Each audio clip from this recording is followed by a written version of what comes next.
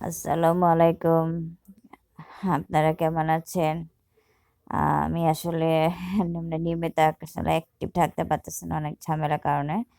তো আপনাদের সামনে শীতের ভাপা পিঠা নিয়ে আসলাম। ১ম এ চালের গুঁড়িটা দেখিয়ে নিয়েছি।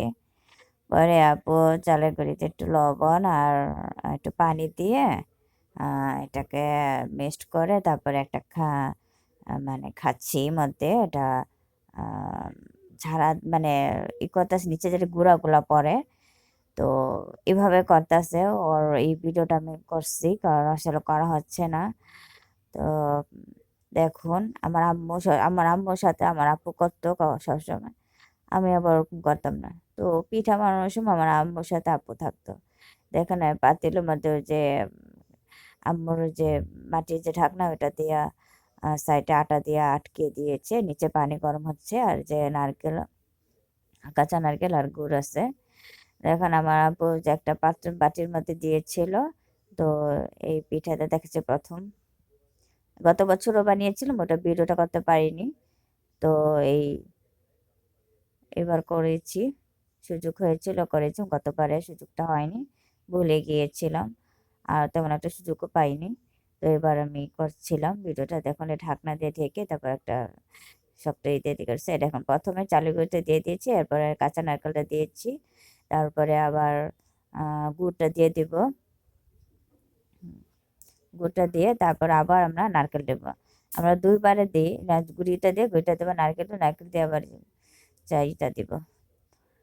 কাঁচা নারকেলটা দেব, গুড়টা দিয়ে দিব। আমরা ২ বার এরকম করি। আর ২ বার পুরটা খেতে পারি। ভালো লাগে। ভাপা পিঠা খেতে ভালোই লাগে। তারপরে চালের গুঁড়ি দিয়ে এটাকে আমি চাপা করে এটা দিয়ে দিব। এই দেখুন। এটা আমি স্টিলের বাটিতে নিয়েছি। আপনারা যেকোনো পাত্রে নিতে পারেন, সমস্যা নাই আপনাদের সাইজ মতো। এই দেখুন কিভাবে করছে আবারও দেখুন। কাপড়টা কিন্তু ভিজাতে হবে। ভিজানোর পরে তারপরে এটার আটকিয়ে তারপর ওটার মধ্যে এটাকে রেখে দিতে হবে। আপনারা এটা ১৫-২০ মিনিট মতো অপেক্ষা করতে হবে। উপরে কিন্তু শক্ত একটা যে পাত্র দিয়ে দেবো, আমি কালো কড়াই দিয়েছিলাম। এই যে দেখুন কালো কড়াইতে দিয়ে দিয়েছি। দেখুন ভাপা পিঠা হয়ে গিয়েছে। ভালোই লাগছে খেতে। আপনাদেরকে আমাদের বাসায় ভাপা পিঠা খাওয়ার জন্য আমন্ত্রণ রইল। আর আমার এই ভিডিওটা আপনাদের কেমন হয়েছে সেটা অবশ্যই আপনারা লাইক, কমেন্ট, শেয়ার করবেন।